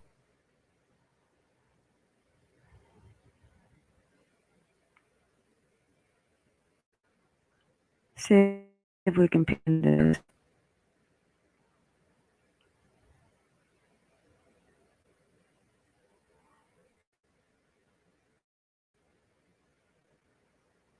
Yeah, but it looks like they definitely cleaned it up. Patty and Pink. Yeah, he comes off as sometimes being a little mean. He's not mean. He needs a good girlfriend. Simple but strong, 87. He probably put just as much money in the van and felt it was just as much his.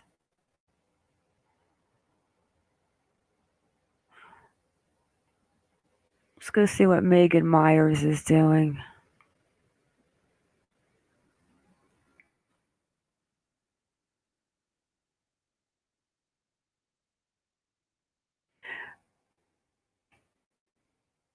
She has the H in her name. Yep, Megan. I can't even spell today.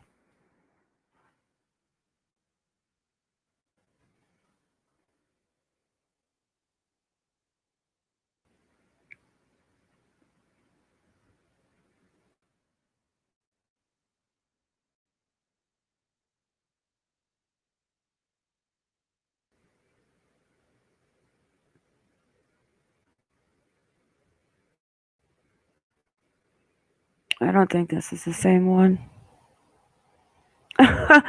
He can be, yeah, Matt can be come off a little mean. Not mean.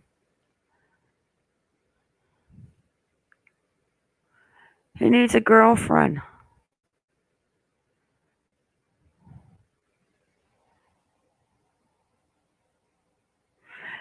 Tawny C says it doesn't matter how he feels, the van is in his name. So that was 41 minutes ago. The police are looking into bones. Oh, they got drones. Northport PD confirms they are using drones, 4-wheelers, and 50 people.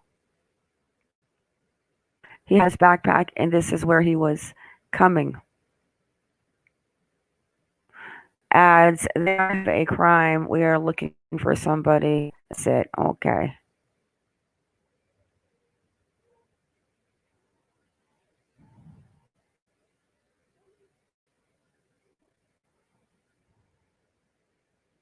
If they find him, can they arrest him? No. They're going to bring him home to his mommy and his daddy. Unless he does something stupid.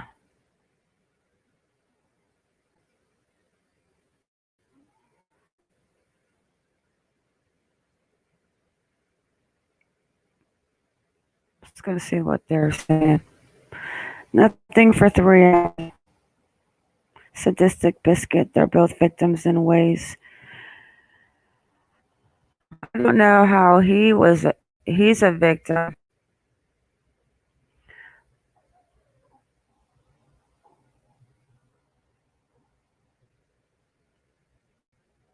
Yeah, earlier the comment too that somebody said, what if he left her like somewhere? Let's go look at the Jackson Dam actually. If somebody left her somewhere where, she just ended up dying from like exposure or whatever, like that's even horrible to think about. Knowing how she was over the Keys. I mean, could you imagine to be that cruel?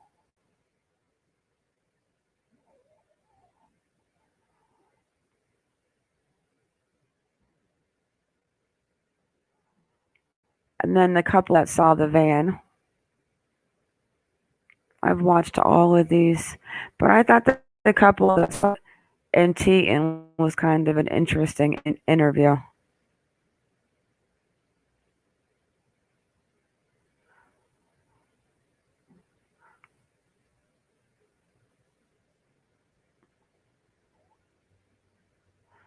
FBI searching for Brian as Gabby Petito's case continues.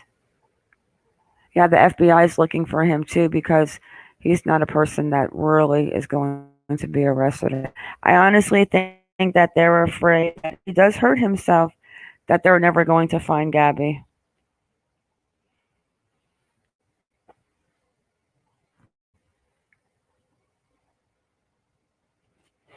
Sadistic Biscuit. Gabby was abusive towards Brian.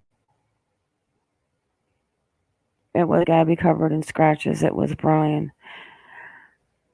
Well, he definitely has scratches on his face, didn't he? That he did. I want to see, because when you the hitchhiker, when she was hitchhiking, first of all, where was the van? He got paranoid. At first, didn't he say that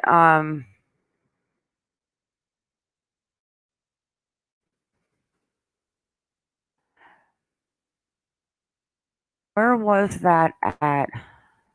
Let's go watch real fast. Where did I see her? On my last live. Jackson Hole. What was the name where she said she picked him? He wanted to give her $200. He didn't look dirty. He didn't smell. I thought that was kind of funny when she said he didn't smell. And they were going north to Jackson, right?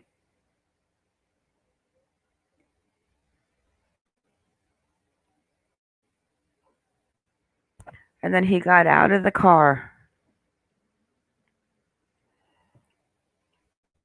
And what did Shredder say earlier?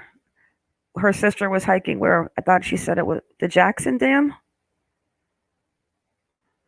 Bay is where they picked them up.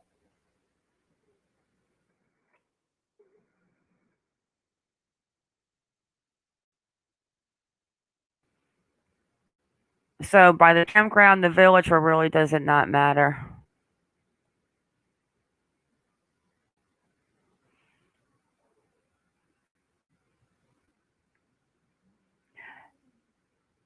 But I know that something was mentioned about Jackson.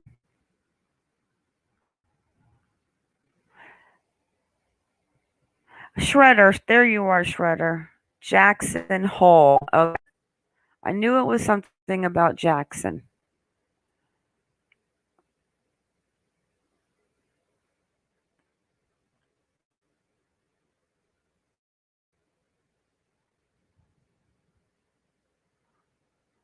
I feel like listening to her video again because now I wonder, because she said how they were on when they picked him up.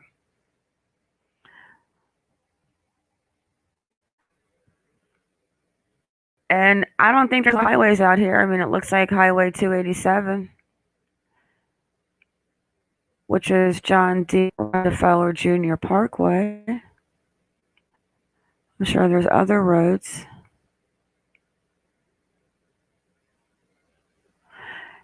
And it was to Jackson Hole.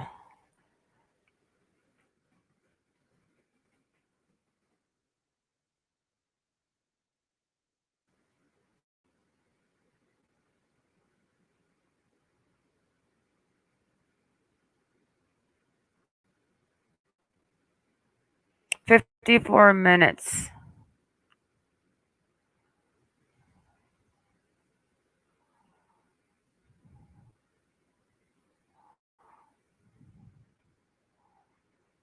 South of Calder Bay. Say about the north, the south, he got out of the car. But where?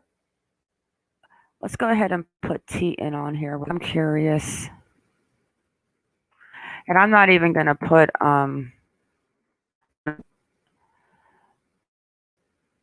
where the village was, where the man went missing.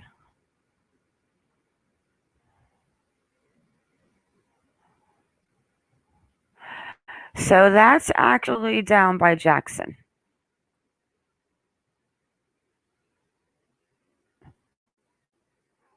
You know what, guys? Let's listen to her. Let's listen to this video real quick. Now I'm curious to see what road she said. You guys don't find it weird that he didn't have the van?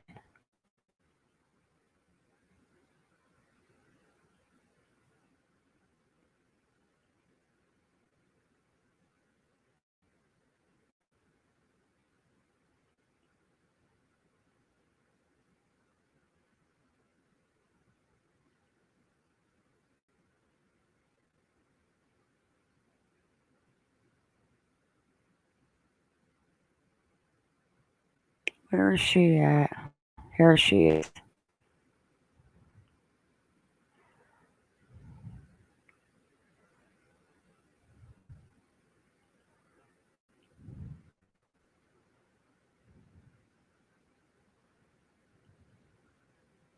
All right, guys, I'm going to leave it on my phone with you, but I'm going to mic down and go use the little girl's room. I'll be right back. 30 at night at Cold. Hi, my name is Miranda Baker, and on August 29th, my boyfriend and I got Brian at Grand Teton National Park at 5:30 at night at Cold Bay. Okay, 5:30, Coulter Bay, Grand Teton National Park. Okay. I'm hoping this can help solidify him because I saw him from TikTok, which then made me call the authorities, and my boyfriend and I have been in contact with a bunch of different people to help piece together to this case. But we picked him up at Coulter Bay, like I said, at 5:30. He approached us asking us for a ride because he needed to go to Jackson, which we were going to Jackson that night. So, hop in. He hopped in the back of my Jeep. We then, proceeded to make small talk. Before he came in the car, he offered to pay us like $200 to give him a ride, like 10 miles. So that was kind of weird. He then told us he's been camping for multiple days without his fiance. He did say he had a fiance, and that she was working on their social media page back then. Then in conversation, I brought up, yep, like we're going to Jackson. He freaked out. He's like, nope, I need to get out right now. Like pull over. So we pulled over at the Jackson Dam, which I don't know if you know, like Teton Park is not very far from Coulter Bay.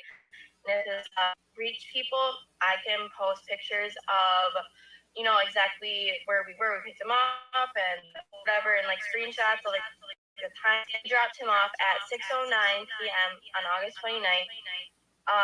He kind of like hurried the car, and then he's like, okay, I'm just gonna go find someone else to hitchhike. And we're like, okay. It was a weird situation. So when he was wearing a backpack, he had a long sleeve pants, hiking boots, and he had like scruff. Dirty for someone who was camping for multiple days. Like, he didn't look dirty, he didn't smell dirty, so that part was kind of weird. I don't know why I laughed when she says that. He didn't smell dirty. That's weird, guys. So yeah, they were going to Jackson. Then he gets out of the car.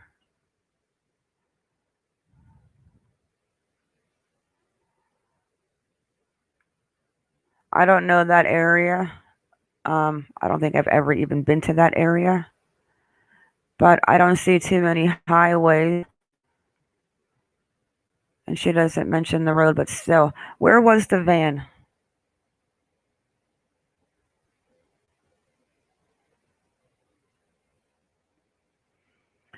Patty in Pink says, Shreddertainment, I agree. In my opinion, Brian killed Gabby on 27th or 28th and left her far from the van in Wyoming by Snake River.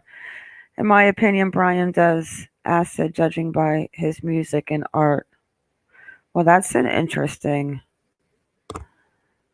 He's got some. I mean, he's definitely a great artist, but his artwork is on the dark side. But he's definitely artistic.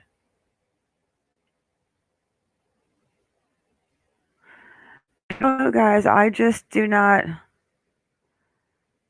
don't know if Brian wants to be found. Because if she picked him up on the 29th, he was back in Florida September 1st. Why was he hitchhiking? Why did he panic when they were going to go towards Jackson and he got out?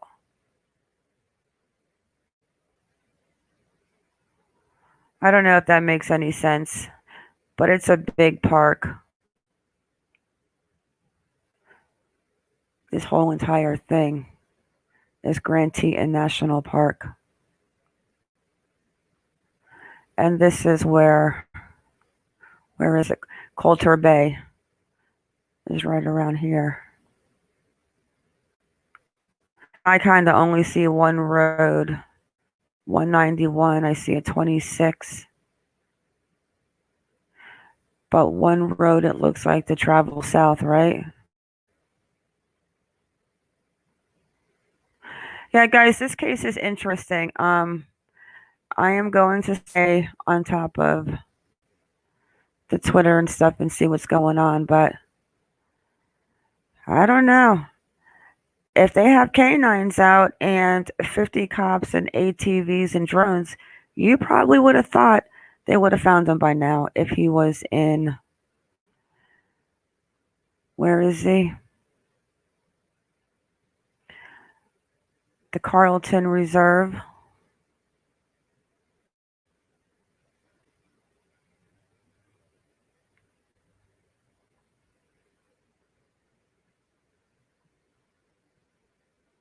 Thousands of acres.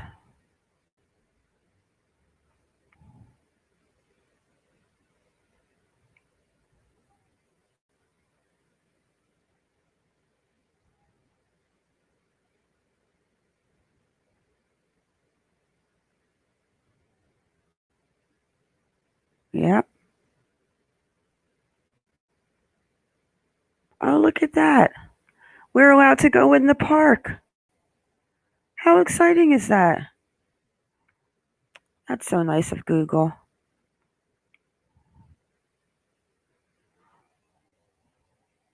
Michelle says mushrooms. 25,000 acres. You're correct. That's what they said.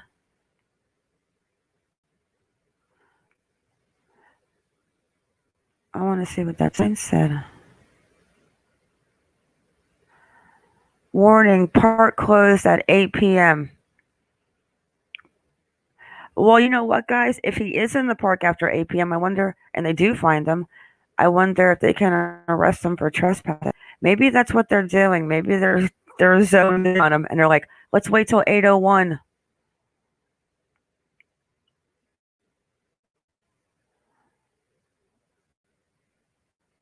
No solicitation, no dogs, no vehicles.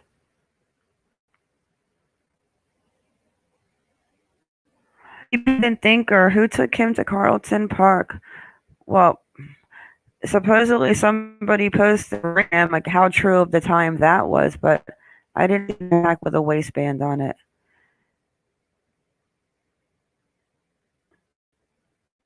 But this is your typical Florida park. I bet there's lots of snakes, considering it's on the West Coast. You know, there's lots of hogs and boars. Probably a couple alligator. Lots of poisonous snakes.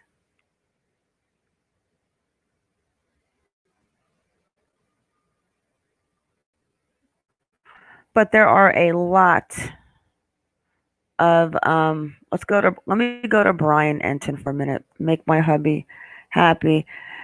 Yeah, gators, but there's a lot of we used to live on the West Coast at Naples, but it's the same type of thing.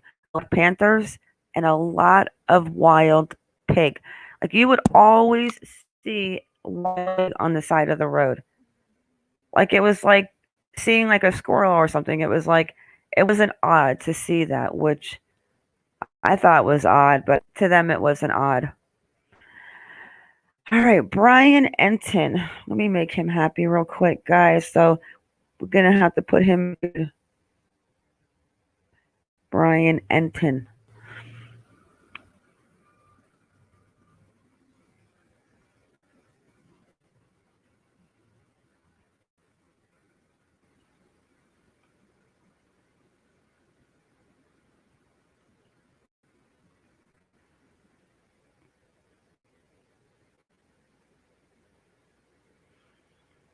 You know what? See? So here we go. 24 minutes ago, Brian Enton says, despite other reports, the Northport police tell me they do not have both Gabby and Brian's cell phone. This is like a reality TV show happening in real time. Like you cannot make this up. Hello, K. Lou. Louis Shearbaum. Michelle. All right, let's check out this latest search. Has their swamp buggy vehicles out here. Okay, sorry about the light. There's just not enough service out here, but we're in this huge wildlife area outside Northport where they're searching for Brian Laundrie right now. It's told the FBI, according to police, that they leave here. There's a number of different agencies, 8 to 10 different agencies. You can see like Florida Fish and Water, Swamp Buggy, vehicles out here. There's boats. There's all sorts of four-wheelers and everything you can imagine. Bloodhound. Just gonna walk down here and show you guys a lot of canals. It's been raining a lot the last couple of, so it's wet, it's swampy, it's not an area to be searching.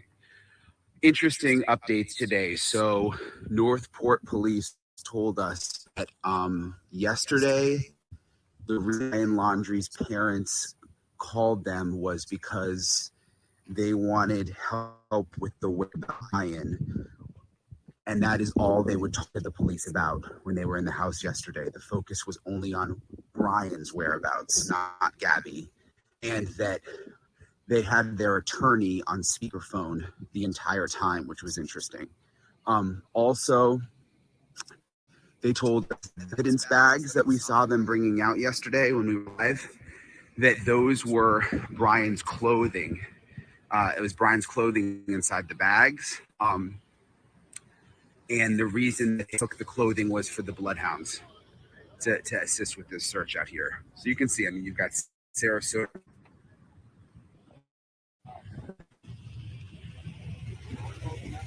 Definitely a massive search. They said they're doing like a grid search because it's an area, hundreds and hundreds of acres.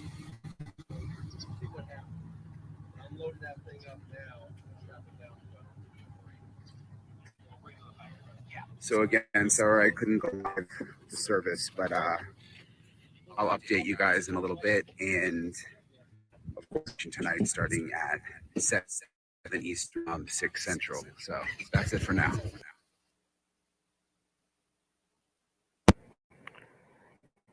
Hubby Matt paging Hubby's News Nation, and where can we find it? Is it a Twitter feed or is it a web page or is News Nation? Oh, never mind. I found it. Let me drop it.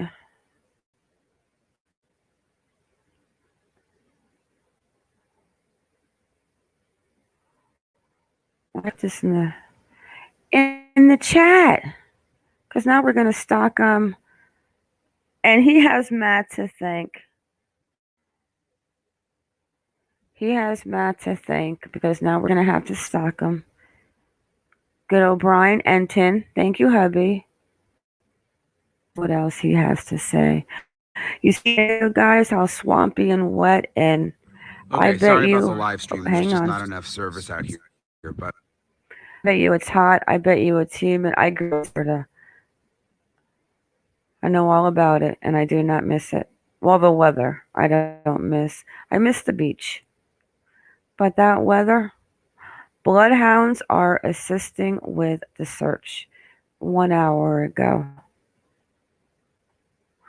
Let me follow him. I'll drop his Twitter page too. He's on the ball. Like Lauren in the Barry Morphew case. And of course, I like Spencer. I just mentioned a video. Let me look at my videos because I know I have it.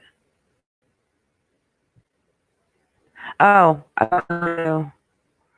their house.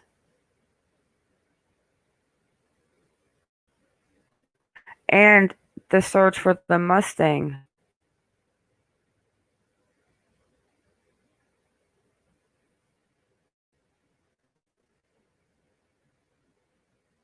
His sister speaks out, but we've already heard this. The protesters last night. Brian's still missing this morning.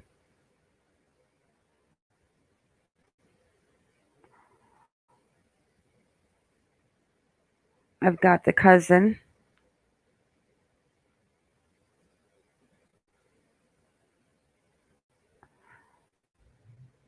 I've got them all, guys.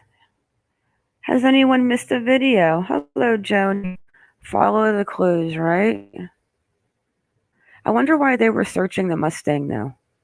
This is actually a really short video. I do think that's him, like the way that he stands, like, he looked better on the right. Like, I don't know. Maybe he was starting to have issues. I should mention that this is a family vehicle that we see the officers going into right now. This car has been parked in the driveway for the past 2 days. You can see they are opening the trunk of this vehicle right now. We see the One of the investigators up front, one of the investigators in the trunk looking through this vehicle. I should also mention that maybe 10 minutes ago, one of these home with a couple of brown paper bags, which, being at crimes, different scenes in the past, oftentimes to carry evidence. So, well, this is a significant development here, Allison. If this is in fact a family, can you confirm that this is a Laundrie family vehicle that they're currently examining? Well, JB, I've been out here for the past several days, and this vehicle has been in the driveway. It has not moved in the past couple of days. Silver vehicle here and the maroon pickup truck. Those are the two vehicles that I have seen in the driveway here for the past couple of days. This one in particular has not moved for the past 2 days. And I did not see the little cacti plant inside. The succulent.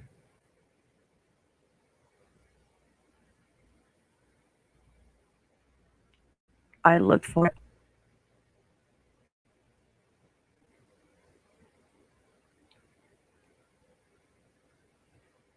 And I guess that's it. Let's see, maybe these guys are back, but I am going to end this soon and go deal with, the real world.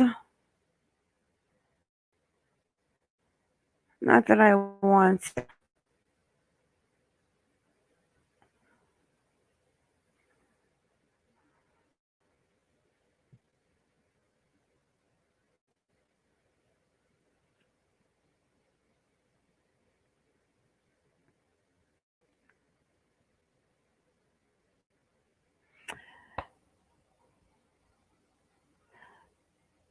Yep, he needs to come out. I don't know what I'm going to do, but the News Nation, I am definitely going to be following this tonight.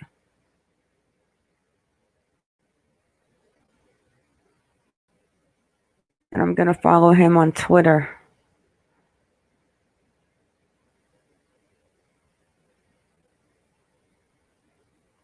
And I'm going to follow him at News Nation on Twitter.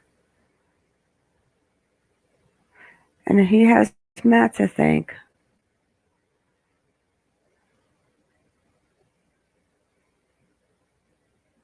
"49 minutes ago, Gabby Petito, who vanished while on a cross-country road trip with her boyfriend in a converted camper van, is now at the center of a nationwide search."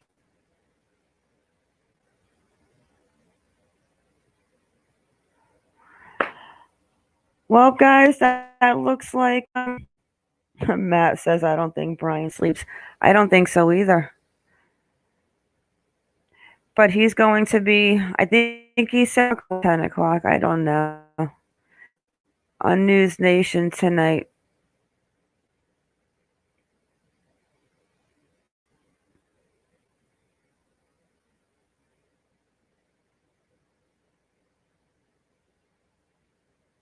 And he probably has a Facebook too. But I think that's it. I think we need to wait. I don't know, guys. They could have, maybe they know where he's at and he's going to pick him up at 8 o'clock for trespassing. I mean, I hope that's the case, but if that's not the case, with all of this on the ground, drones, bloodhounds, we know they took the clothes out of the paper in the paper bags from the house so that they could use them dogs. I don't know.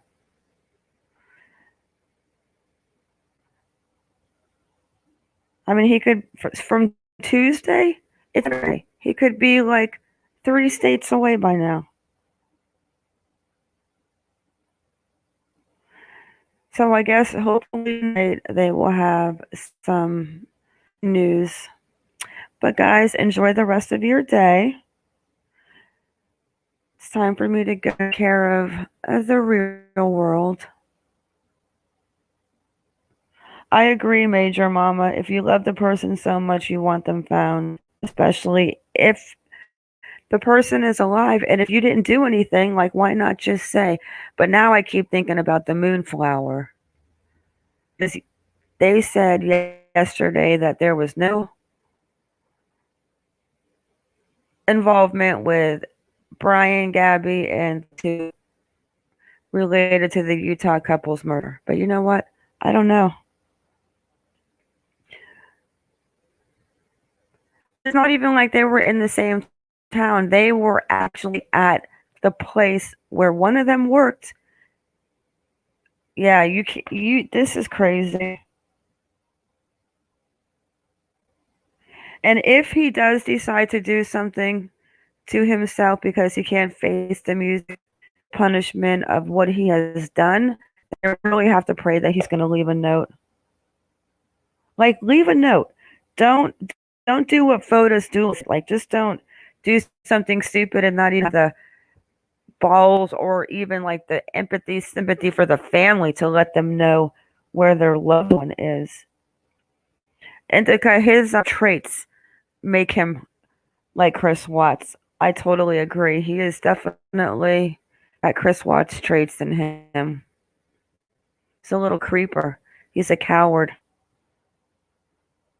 I just hope that he doesn't have the kahunas to do something to himself without at least making a video or something. You know, make a video what you did if you're going to do something stupid. I don't know, guys. I guess we have to wait and see. Now, I mentioned him having a gun. I do not know what kind of gun he has, if he has one registered in his name, what kind of gun killed those ladies. I don't know, but I think it's all going to come out sooner than later.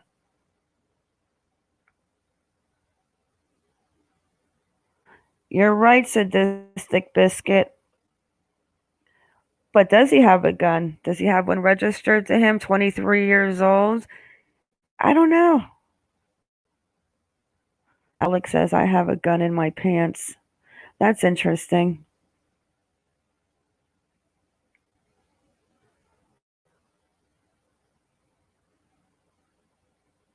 Ricky, Florida is a big gun state. Yep. In Maine, like, you go into the stores and stuff here and people got their guns like outside on their belt buckets. E&E, all around crime. My Miliete's husband's vibes. Yeah, another one, Larry.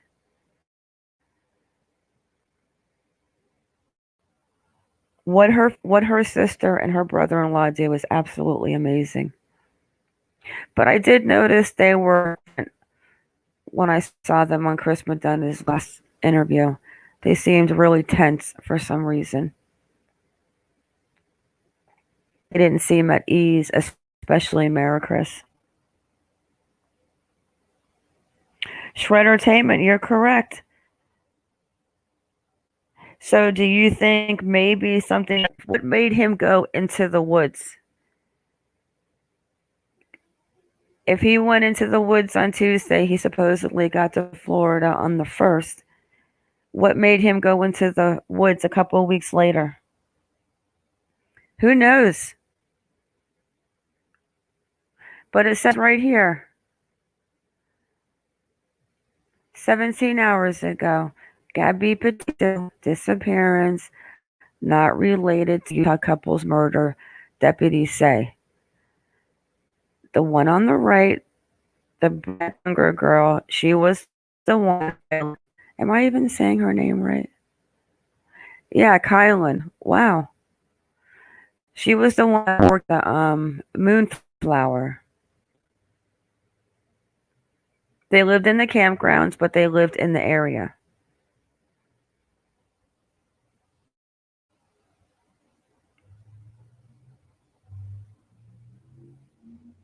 Yeah, something's up with that.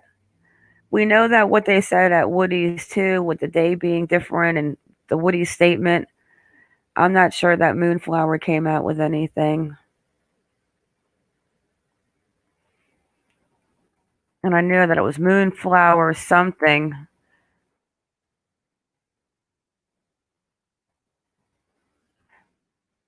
And that was in Moab, Utah, right? Let's see. Was it the Moonflower Community Cooperative? I think that's what they said. Hi, Speak Life Garden Homestead and Permaculture. I think this is what they were talking about.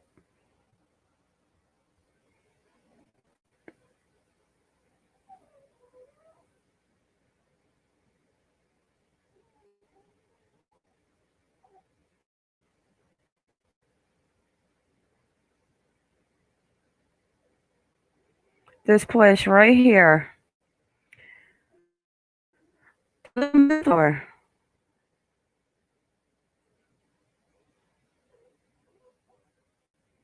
Natural. I'm dizzy. Natural food store.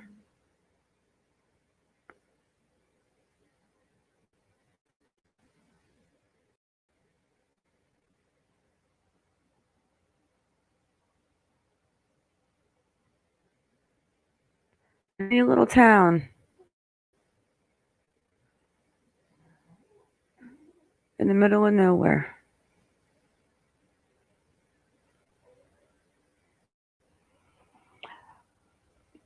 Black Sheep says justice for Brian. Brian needs to come forward and own up to his responsibility of what happened and where he last saw Gabby. All right, guys, that's it. So I guess I have to wait, and I'm sure YouTube is going to be on fire tonight, and hopefully they've got him, and they're going to go in there and get him for trespassing, right? We have to look forward to something on a positive note, right? If we don't get Brian, I don't think we're going to find Gabby.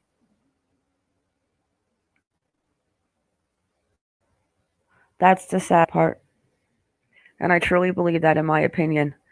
I also believe that I don't think it wants to be found, and it's just my feeling, guys. I think Brian's a coward. I think he should already come forward, even if he was going to make up some bullshit excuse and lie. Say something. The fact that he hasn't even like on his videos, he barely looks at the camera. Yeah, he's got something going on with him. But I will see you guys later. And hopefully they get Brian alive and he somehow just decides to tell what happened to Gabby. Have a great day, everyone. Stay vigilant, guys, and keep your babies close. Butterfly 70, my feeling is she isn't dead. I pray to God she's not. I mean, maybe he knocked her over the head and she got amnesia and she's wandering around like the Jackson Dam. Joan E. Yep, he was off the meds. That's what I've heard.